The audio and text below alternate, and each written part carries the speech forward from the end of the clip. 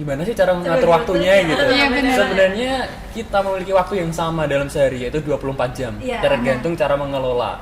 Kadang permasalahan saya malah tidak di dalam mengatur waktu, Mbak Anis, yaitu mengatur energi. Oh gitu.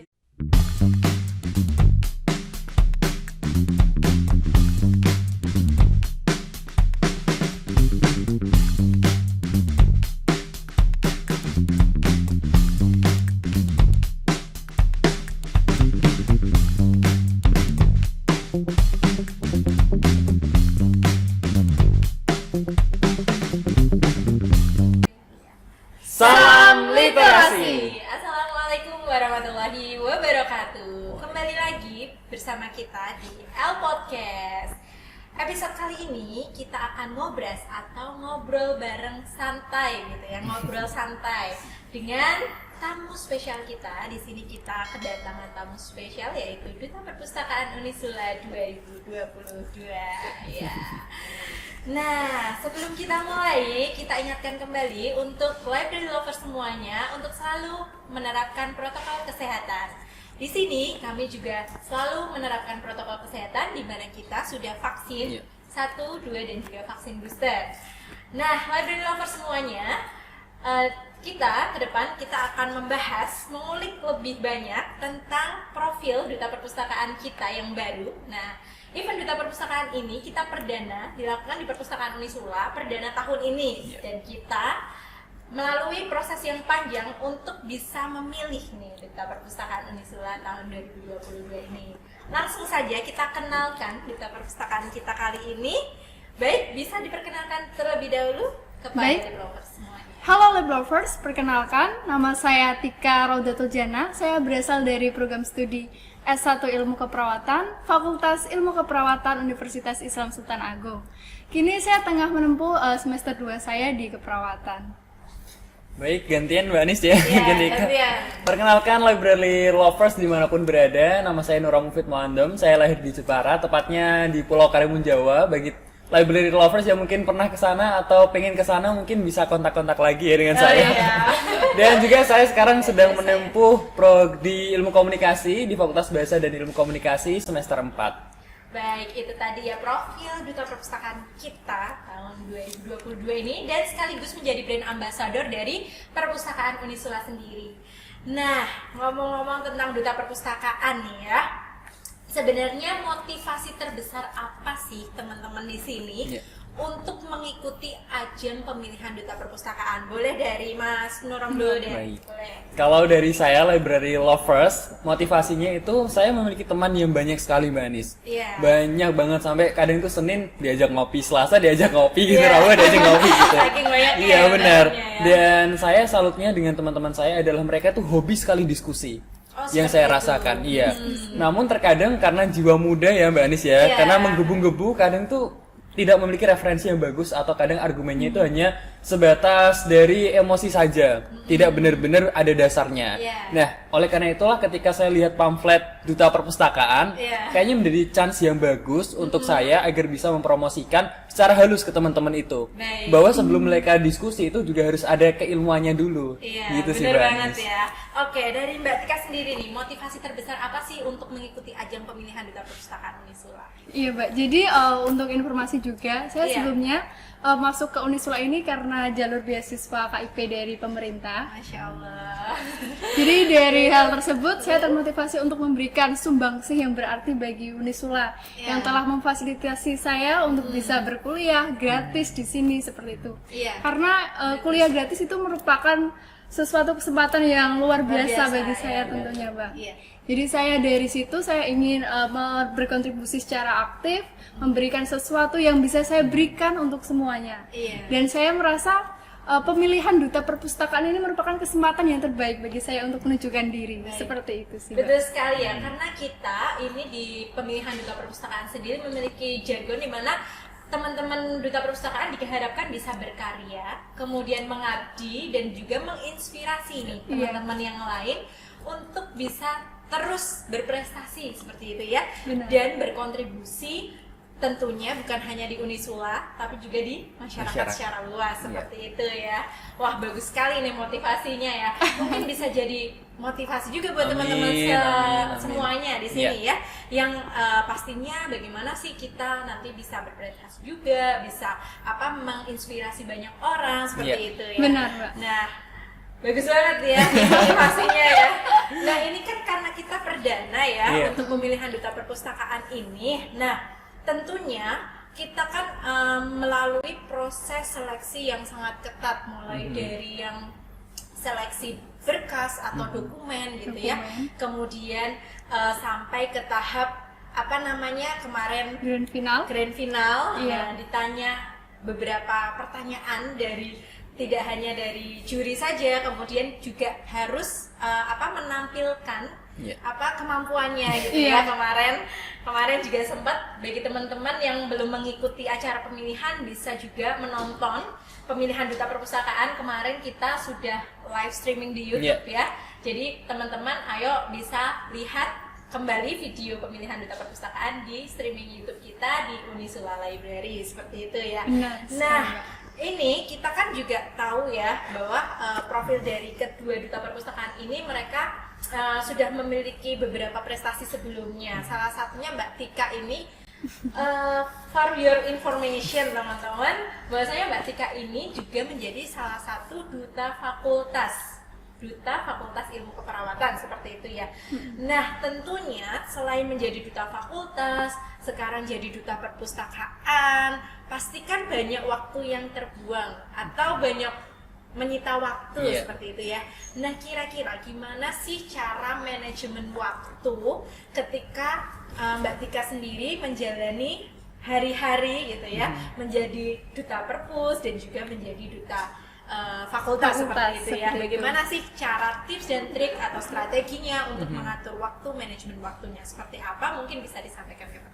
Oke teman-teman, jadi kalau dari saya sendiri, bagaimana cara untuk memanajemen waktu yang efektif adalah pertama, kita harus mengelompokkan waktu terlebih dahulu, Mbak. Kita klasifikasikan di mana waktu-waktu tersebut kita lebih aktif, lebih lebih fresh, otaknya masih bisa untuk menerima hal-hal berat atau yang untuk memikirkan yang lebih kedepannya masih fresh seperti itu. Jadi pertama kita kelompokkan waktu terlebih dahulu. Kalau dari saya sistemnya pengelompokannya sesuai juga dengan sholat sih Mbak. Seperti itu. Jadi ada subuh, zuhur, asar, maghrib sama isya seperti itu.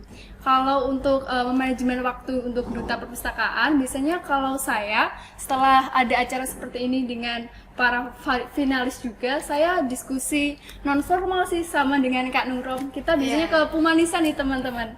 Kita diskusi non formal, kita bahas-bahas sambil bercanda gitu, Mbak, membahas bagaimana program selanjutnya yang cocok bagi perpustakaan dan sivitas akademika. Kalau itu dari sistem untuk manajemen perpustakaan ya, Mbak. Kalau dari saya. Kalau dari duta fakultas, saya biasanya setelah matkul atau kuliah atau setelah praktikum itu kan ada jeda. Nah, itu kami membahas dengan BEM, dengan kemudian dekan, wakil dekan seperti itu untuk bagaimana selanjutnya ini mahasiswa FIK tidak tertinggal informasi dengan perkembangan yang sudah ada di Unisula seperti itu. Biasanya kalau saya memang setelah matkul, setelah kuliah baru membahas duta keperawatan. Terus untuk informasi juga teman-teman, saya juga tinggalnya di pesantren mahasiswa. Jadi saya perlu manajemen waktu untuk menyesuaikan kajian-kajian, sholat berjamaah seperti itu, Mbak. Jadi saya mengikuti saja alur dari pesantren karena menurut saya itu tidak memberatkan sih, Mbak. Jadi gitu. Karena Mbak Tika sendiri kan ini masih semester 2 ya. Pastinya kan belum terlalu padat. Belum terlalu padat karena nanti kuliah itu kan kalau misalnya tambah semester pasti akan banyak kegiatannya lagi gitu ya. Nah, itu adalah salah satu tips atau cara Mbak Tika sendiri karena memang dengan melalui duta perpustakaan maupun duta fakultas itu kan juga membangun jejaring ya atau relasi juga. Jadi memang kita juga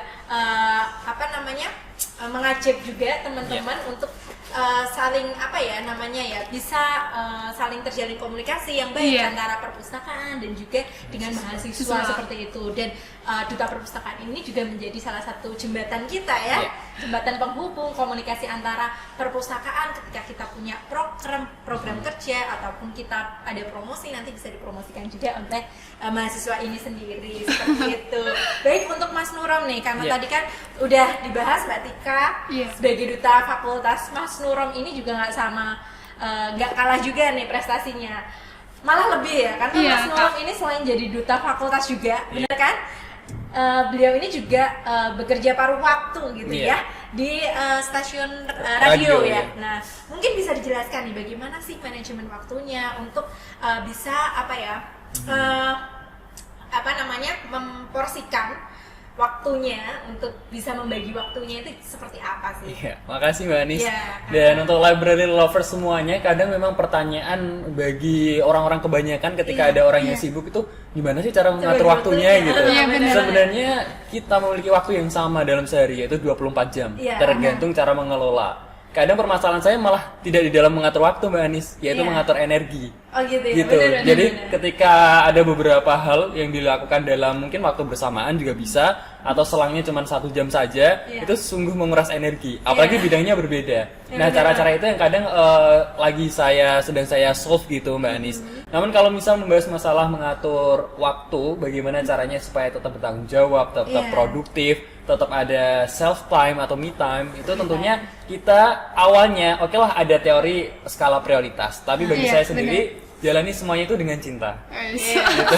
Ketika kita jatuh cinta, pasti kita akan dengan senang hati gitu ya menjalaninya ya. Iya, tergantung budak cintanya kan konotasinya negatif nih Mbak. Tapi kalau kita yang budak cintanya untuk diri kita sendiri, self improvement, pengabdian, dan juga untuk kesehatan kita, why not gitu kan.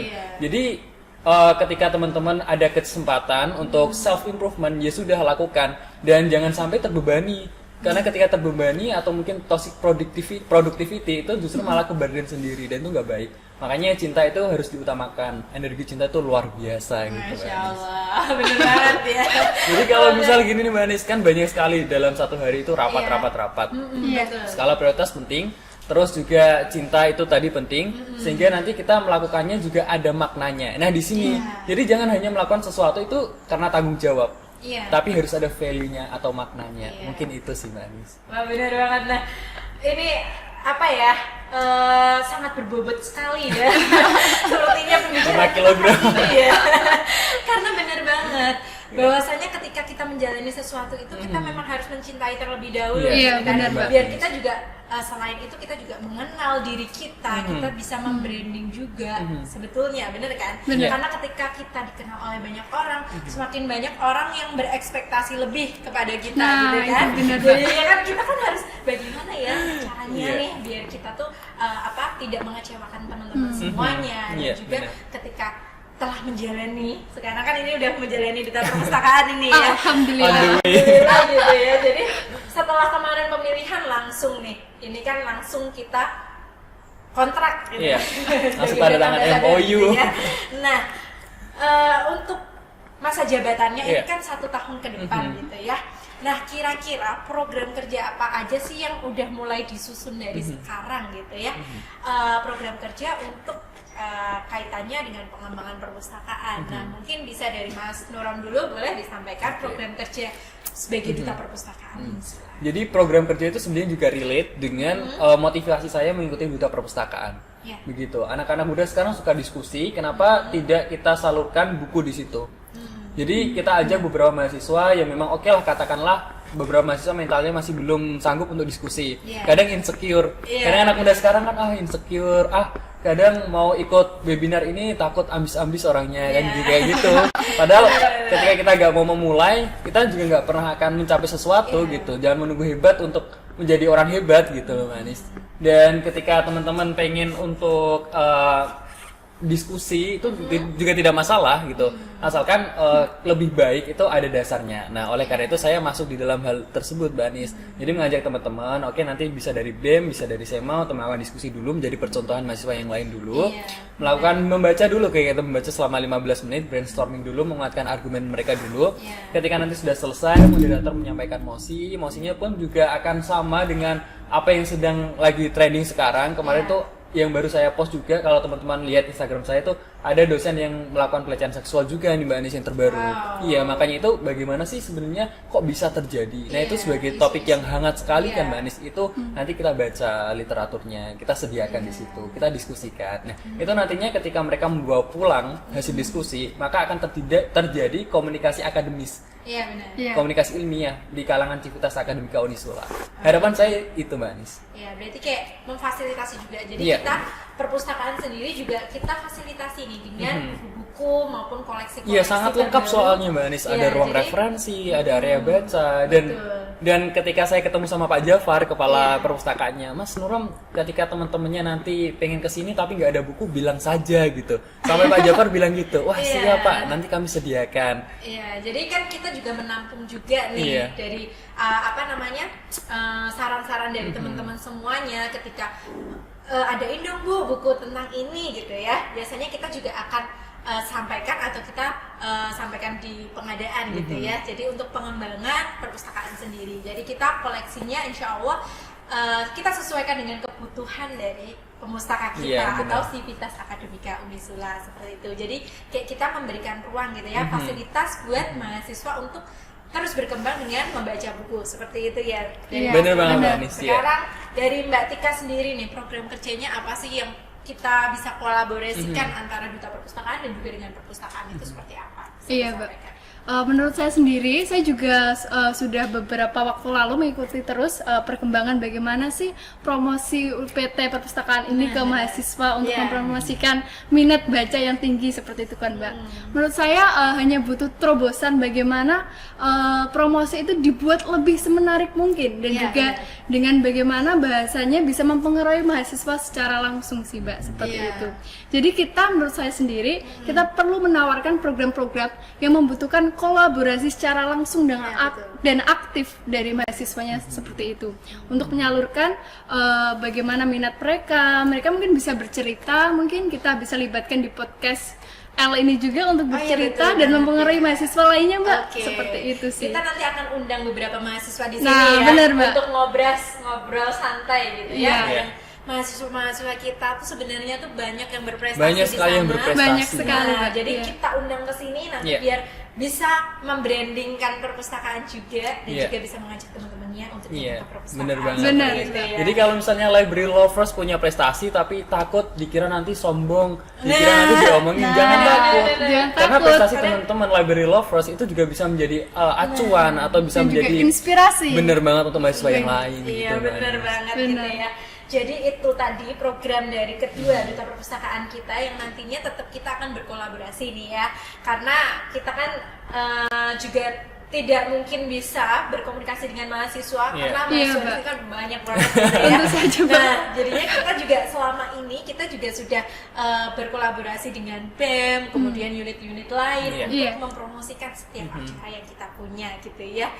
Nah, menarik banget nih ya, tadi udah mengulik tentang program kerjanya, kemudian ini kesiapannya nih. Nah, kesiapannya seberapa siap sih sebetulnya, karena ini kan mengemban amanah yang cukup krusial dan cukup besar. Dan mungkin bisa disampaikan juga ke teman-teman semuanya bahwasannya untuk menjadi duta perpustakaan itu seperti apa gitu ya. Kerjanya tuh ngapain aja sih kayak gitu. Kemudian nanti kalau udah jadi duta perpus emang udah selesai gitu ya. Terus nanti bisa dijelasin nih ke teman-teman semuanya ketika nanti sudah mengemban amanah sebagai duta perpustakaan sebaiknya tuh seperti apa. Kemudian bagaimana caranya ketika nanti teman-teman ini kan karena waktu kerjanya kan hanya 1 tahun gitu ya, mengemban 1 tahun, nantinya kan ada duta perpustakaan yang lain. Mungkin bisa disampaikan ke teman-teman semuanya bagaimana sih sepak terjang duta perpustakaan sendiri seperti itu. Mbak Tika dulu. Saya dulu, jadi menurut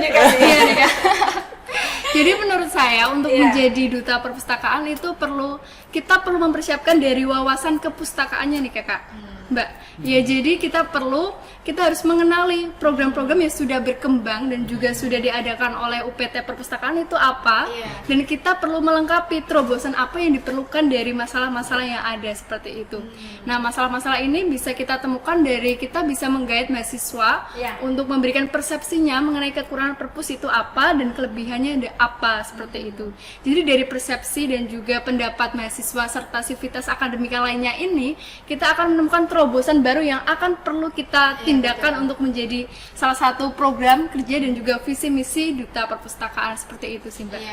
Jadi kita nantinya akan bisa berinovasi seperti itu benar. ya, karena kan kita nggak tahu nih masalah di perpustakaan itu seperti apa. Kalau misalnya ada masalah, tahu masalahnya, terus kita kan bisa mengetahui gimana ya nanti problem solving dari masalah di sini, misalnya terkait dengan promosi gitu ya. Promosi, Kadang mungkin. promosinya kok ini ya mungkin monoton atau mungkin ini. Nah, kita kan bisa menemukan solusi gitu ya dari permasalahan yang ada. Mungkin itu dari Mas Rolom sendiri deh.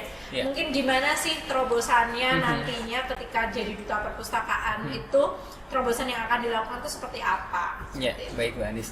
Tapi sebelumnya itu Mbak Anis, saya cukup mengapresiasi sekali, malah bukan cukup, malah sangat mengapresiasi kepada semua dari staf perpustakaan ya. Kemarin tuh sudah dilibatkan kami untuk mengadakan rapat membahas mengenai program kerja selama triwulan atau 3 bulan ke depan. Nah, itu terlihat sekali bahwa baiklah kita memang dilibatkan di sini, kita tidak sendirian di sini. Memang kita merasa didampingi kita merasa didampingi, sehingga nanti ketika kita memiliki program kerja pun bisa disampaikan dengan baik begitu Mbak Nisa. Dan tenang saja karena nanti promosinya kalau dibilang monoton tidak juga sebenarnya. Nanti ada beberapa hal baru pastinya. Mungkin bisa dibilang ada entertainnya sedikit. Ya kan Mbak Anis kan? Mungkin ini spill dulu nih. Nah juga kita juga akan kalau dari saya Mbak Anis ya, lebih ke literasi digital. Benar. Karena sekarang tidak memungkiri bahwa digital memang gini deh, ketika kita mau bangun, yang kita pegang itu HP gitu.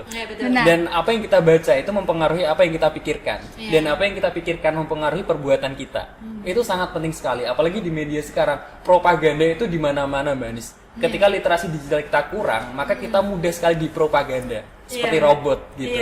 Robot dari jauh gitu di setting kamu ke kanan atau ke kiri gitu. Nah, literasi digital ini juga Mbak Anis yang sangat penting, kecakapan kita dalam menerima informasi di bidang digital. Nah, itu nanti kita bisa kasih contoh di dalam Instagramnya, kita kasih beberapa referensi yang jangan sampai dibaca karena ini sudah terbukti tidak valid. Terbukti hoax gitu ya. Karena banyak banget kan di media sekarang ini banyak orang menyebarkan berita hoax gitu ya, apalagi di WhatsApp keluarga tuh pasti banget ya berita-berita hoax gitu ya. Bagaimana kita mengedukasi teman-teman semuanya biar mereka itu tidak terjerumus ya, apalagi sampai menyebarkan gitu ya. Benar sekali Manis. Karena mahasiswa itu rentan sekali Manis. Jiwa muda mereka itu sangat rentan. Apalagi karena kemarin kita kan sempat pandemi juga itu saya melihat kok memang mahasiswa itu adanya loss literasi. Artinya apa? Mereka itu kemudian justru nggak sering baca buku. Jadi bacanya ya status gitu ya, dan lain sebagainya. Justru malah itu mudah terpengaruhi gitu ya. Karena memang berdasarkan penelitian Kominfo juga itu kan juga ternyata tentang keamanan data sendiri pun kita juga masih rentan gitu ya. Karena terkait sandi, terus kita kalau bikin apa misalnya kita download aplikasi gitu ya, biasanya kan kita juga harus memasukkan sandi dan lain sebagainya. Itu kan memang kurangnya kita di situ gitu ya. Jadi duta perpustakaan ini juga bisa mengedukasi teman-teman semuanya untuk melek literasi, apalagi sekarang literasi digital gitu ya.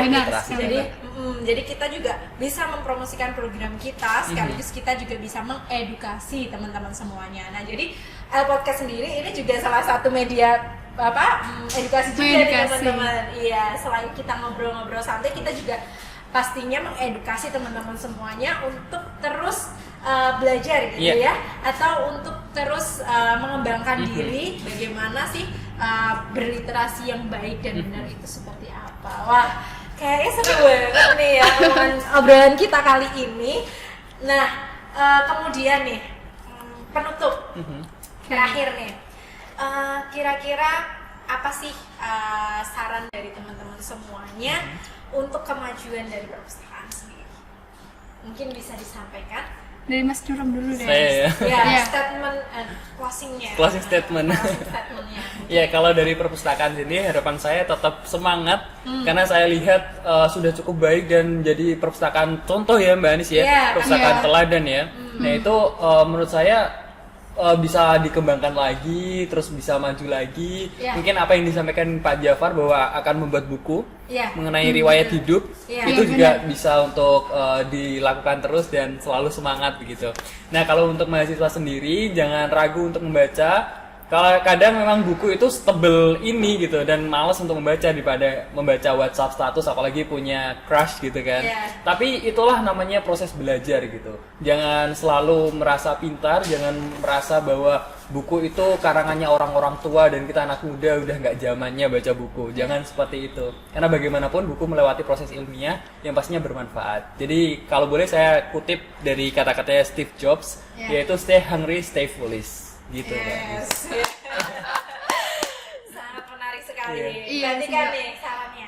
Saya mungkin menambahkan sedikit dari Mas Nurom karena Iya. sepertinya Mas Nurom lebih Tidak juga. excited sekali nih. Jadi sama kita excited. iya. Sampai belum diminum loh dari tadi. Ya boleh kok sambil diminum nggak apa-apa. Jadi menurut saya sendiri Iya. saya ingin menyemangati perpustakaan serta staf-staf yang ada di dalamnya tanpa mengurangi rasa hormat saya. Ya.